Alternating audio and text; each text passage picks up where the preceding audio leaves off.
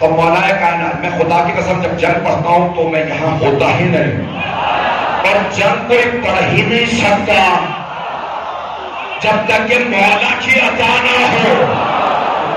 اور جناب امین علیہ السلام کی جنگوں کو دیکھیے، مولا نے ثابت کیا اہل بیت قیامت تک کے لیے مدد کرتے ہیں۔ جو جملہ پیش کر رہا ہوں، بہت سے آج منکرین اہل بیت یہ جملہ کہہ دیتے ہیں کہ اہل بیت مدد نہیں کر سکتے۔ تو ہمارے بہت بڑے عالم دین استاد کہنے لگے میں جنت البقیع میں کھڑا تھا، قلم لگا ہوا تھا، امامہ پہنا تھا، مطبع سمجھتے ہیں ذرا، مذہبی پولیس ملا، کتنا کھول کے پیش کرو، پرچہ کروا کے ہی مجھے داد دیجیے گا کیا؟ پہنچ رہے نا ذرا۔ تو اب وہ اپنے پورے حلیے میں جنت البقیع میں کھڑے تھے، مدد مانگنا بدعت، زیارت پڑھنا بدعت، بس تین ہی الفاظ آتے ہیں، بدعت، شرک، حرام، آزانے تین ہی کیوں؟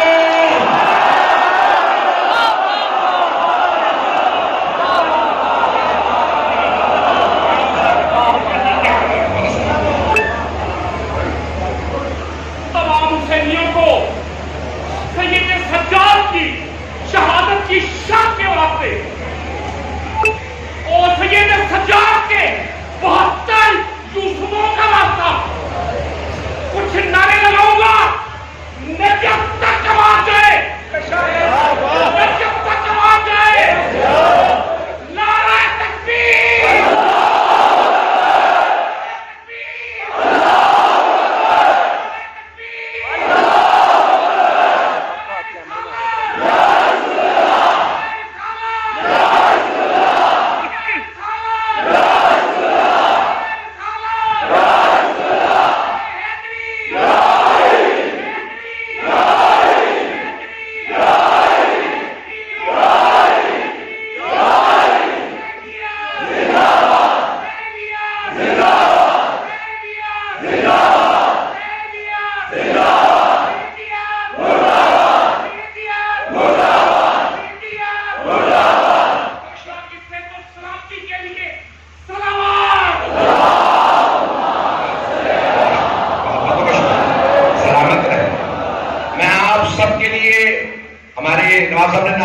جتنے میرے بھائیوں نے نعرے لگائے ہیں ان سب کی سلامتی کے لیے اور اپنے مرحومین کی بلندی درجات کے لیے بآواز بلند صلوات۔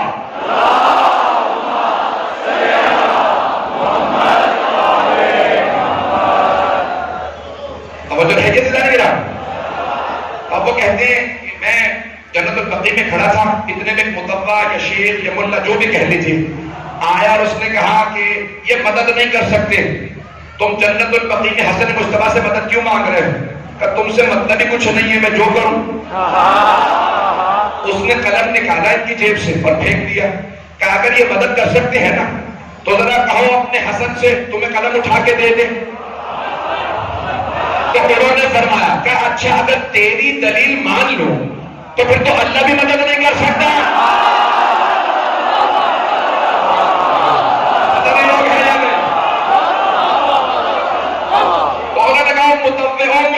اللہ سے قلم اٹھا کے دے دے، کیا پھر عقل کے اندھے یہ اس لیے نہیں بنے کہ تیرے قلم اٹھا کے دے، یہ چھوٹے کاموں کے لیے نہیں بنے، دنیا کی تقدیر ان سے چلتی ہے۔ بات بہت رہی ہے جانے کے نام ہمارے محمد کے ماننے والے بڑا کام ہوتا ہے تو ان کی خدمت میں جاتے ہیں۔ ہماری تو اللہ کے پاس کوئی آبرو ہے نہیں، آپ کی ہے تو آپ کہہ دیجئے، یہ کہتے تو کام ہو جاتا ہے۔ بات بہت کہتے جانے کے نام